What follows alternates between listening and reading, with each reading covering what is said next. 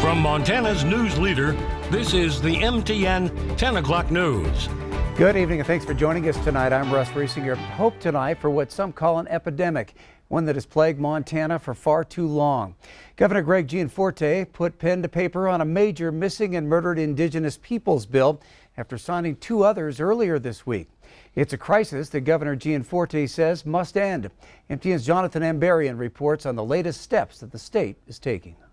On Thursday, Governor Greg Gianforte held a ceremony to mark the signing of a suite of bills aimed at showing Montana's continued commitment to continuing the dialogue about how to deal with what has been called an epidemic. The missing and murdered Indigenous persons crisis has tragically impacted far too many families in Montana.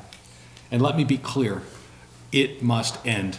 Gianforte signed Senate Bill 4 into law on Thursday. Earlier in the week, he signed House Bills 35 and 98. Among those in attendance Thursday were the family of Selena Not Afraid, a 16-year-old girl from Hardin whose body was found last year, several weeks after she went missing. Selena's aunt, Cheryl Horn, has become a prominent activist for missing women. We're here because of not just Selena, but Selena told me, don't stop, because there's other girls standing behind me.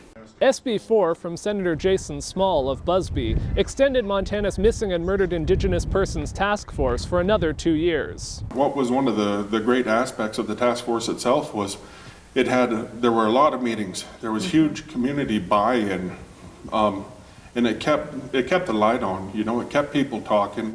Representative Sharon Stewart Paragoy of Crow Agency brought the other two bills. HB 98 also extended the Looping In Native Communities grants to set up a portal for reporting missing Indigenous people. HB 35 will set up a commission to confidentially review missing persons cases. It's important as Montanans to come together and to be able to ensure that our young women, our young men, our people are safe, our children are safe. One thing that everyone at Thursday's ceremony agreed on, these bills are only a first step, and there's still a lot of work to do, particularly at the community level. In Helena, Jonathan Ambarian, MTN News. All three of those bills passed the legislature with wide bipartisan support. The Montana House and Senate have both endorsed the final version of a bill that would block transgender female student athletes from women and girls sports. The House voted 60-39 to approve the conference committee's report on House Bill 112. Several minutes later, the Senate approved the changes, 27-23. If the bill passes final votes in both chambers tomorrow, it will be on its way to Governor Greg Gianforte's desk. House Bill 112 would require high school and college athletes to compete based on their biological sex. The Senate initially added a provision to that bill that would void it if the federal government challenged the law as violating anti-discrimination rules.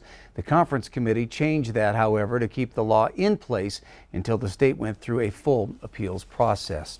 After an emotional debate, the state Senate today endorsed a bill barring businesses or government from making vaccinations a condition of employment or receiving services. That bill now just a few votes away from the governor's signature into law. The Senate endorsed the bill on a 31-19 straight party line vote with Republicans in favor. The bill says that businesses cannot make vaccinations a condition of employment and that no person or government can deny services to anyone based on their vaccination status. Opponents of the bill said the law could run afoul of federal regulations for nursing homes or assisted living facilities with vulnerable populations. Supporters of the bill erupted in cheers when the bill passed. That prompted the Senate chair for the day, Senator Carl Glimm of Kalispell, to bang his gavel and ask for decorum. Republican Senator Tom McGilvray of Billings carried the bill on the floor and said that thousands of people had contacted the legislature saying they feared for their jobs if they didn't want to get vaccinated. This is the foot in the door. The camel's nose under the tent, the foot in the door. This is the opportunity to not just have vaccine status on a passport, but your religious preference, your political identity, what you believe, what you think. This is just the beginning, and this is why this bill is so critical and important today. This is just the beginning of the invasion of our privacy and our fundamental constitutional rights. That bill would not apply to vaccination requirements at schools or daycare centers. Billings Mayor Bill Cole making it official this morning that he wants to stay in that position for another 4 years. Q2's Shaquille Cozart has more on the mayor's announcement and what he hopes to focus on if he's reelected. Mayor Bill Cole announced this afternoon that he will be running for mayor in the upcoming election. He said that one of the most important topics on his agenda is that people in the community still take COVID-19 seriously. I filed my application to run again for mayor in Billings, Montana. During his speech, Cole spoke of the toll the pandemic has taken, with 3 million lives lost worldwide, almost 600,000 in the United States, and 262 right here in Yellowstone County. He credits community members for their efforts to keep case numbers and deaths as low as possible. The reality is those numbers could have been even higher. I offer my condolences to everyone who has lost someone in this pandemic.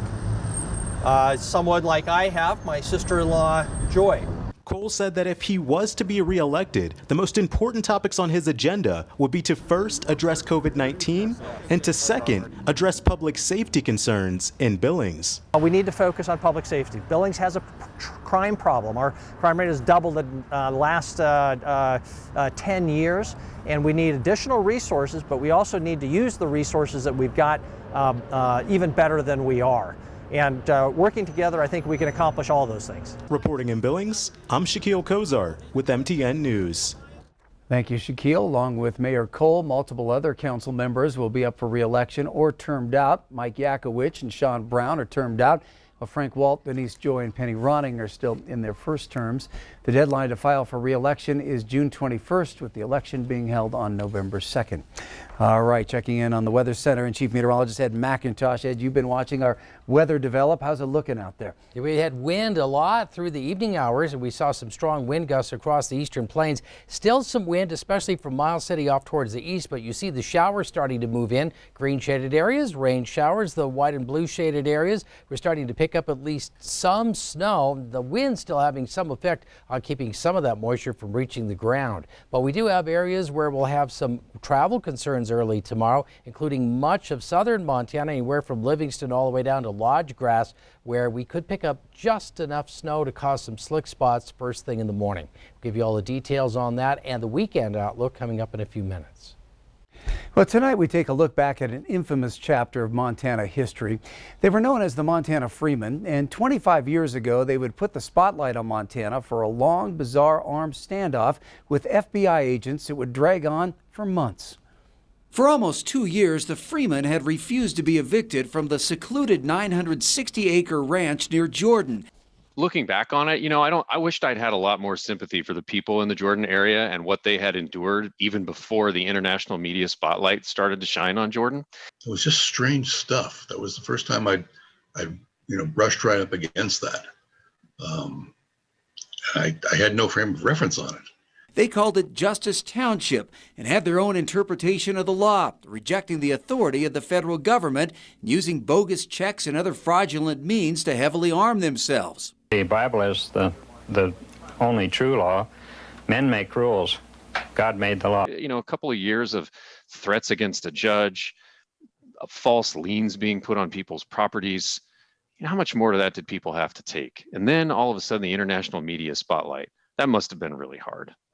When the group's leader, Leroy Schweitzer, and 2 others were arrested, it became the lead story on the CBS Evening News. Federal agents move in Montana, their first major crackdown on fugitive armed militia members since the deadly siege at Ruby Ridge, Idaho. Meanwhile, back on the ranch, about a dozen Freemen and their followers were holed up, claiming they were on sovereign territory. There was this, not a foreboding, but something more than an urgency, because we didn't know what was going to happen next. The Freemen showed their displeasure with the outside world today by hoisting an American flag upside down outside their ranch house. We're the conservators of the peace. We don't want to destroy the law, and you've heard lots of things, anti-government, that type of thing. The FBI moved in black armored cars and a rescue helicopter to Garfield County today. A lot of concern for violence, a lot of concern of outsiders coming in. I think that in talking to FBI agents, that was one of their biggest fears was outside instigators making the situation worse.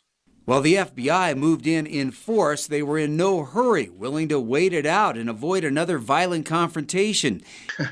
I felt for the FBI guys because they're standing out there on roads, with enough armament on them to take over a small country. And just this raw wind. And then that weather, goodness, that weather was hard. I remember talking with one of them and I said, you must wish these guys would hold up in Hawaii sometime. He laughed through gritted teeth. Everybody was not happy for the cameras or the influx of law enforcement as well. The FBI and ATF, making a presence in Montana in the mid-90s wasn't well received by some. 81 days later, the standoff finally ended peacefully when the remaining Freemen surrendered. It's apparently all over but the shouting and the trip to jail. Nearly 3 months after it began, the standoff between the anti-government Freemen and federal agents is in its last hours. That was fascinating stuff. I've never covered anything remotely like that story. There were some similarities to now, although not to the same degree, but there was a real anger. I wish I had realized at the time just how pervasive some of this thought was and where it was going to go. Because even today, we're dealing with people who really are kind of tied loosely, if not actually tied through connections. They're tied philosophically to some of the Freemen. So we're still dealing with some of their philosophies today. Well, the trial for the Freemen was also a spectacle, bringing national news cameras back to Montana again. The leader of the group, Leroy Schweitzer, was convicted on multiple federal charges and died in prison in 2011 at the age of 73. 7 others were also convicted and sentenced, with the last of the imprisoned Freemen, Russell Landers, who you saw in that video, passing away just last week. Still to come on the MTN 10 o'clock news on Q2, a Montana man who lost his life last year is now honored by Montana's governor for giving life to others. We'll hear from his family coming up next. And in sports, from Japan to Montana, we'll meet one track and field athlete who never lets distance slow him down.